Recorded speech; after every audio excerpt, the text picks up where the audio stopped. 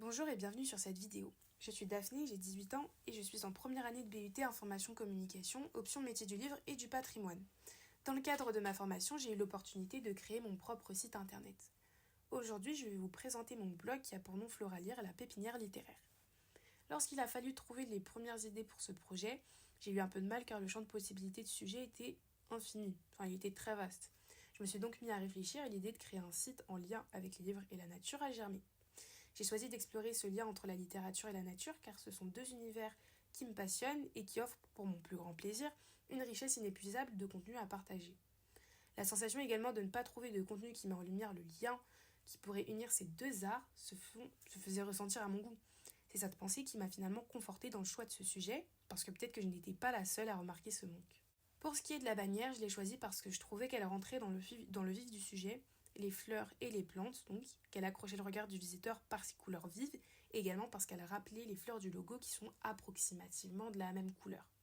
Pour ce qui est du choix du logo, cela me semble plutôt cohérent avec le thème et le slogan qui est un jardin littéraire pour l'âme curieuse.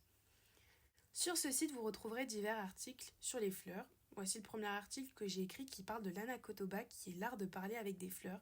Il se présente comme ceci, avec une image de présentation, puis la suite de l'article. C'est un article que j'ai adoré écrire, et si vous en avez l'occasion, n'hésitez pas à jeter un coup d'œil, c'est très intéressant et enrichissant. Je vais d'ailleurs vous présenter une des rubriques qui porte sur les SAI que nous réalisons dans le cadre de notre formation, qui est la rubrique Portfolio.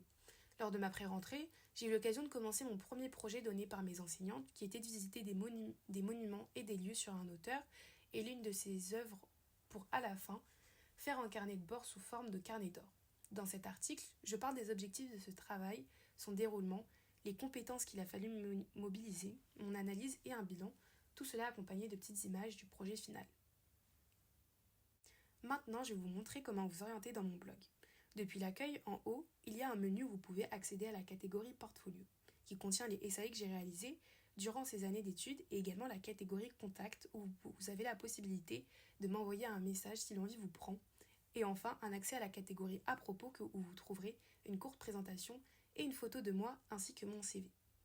Lorsque vous retournez à l'accueil, si vous descendez, vous avez accès au menu latéral avec les différentes catégories dans lesquelles sont catégorisés mes articles. Je vous remercie d'avoir pris le temps de m'écouter et à bientôt.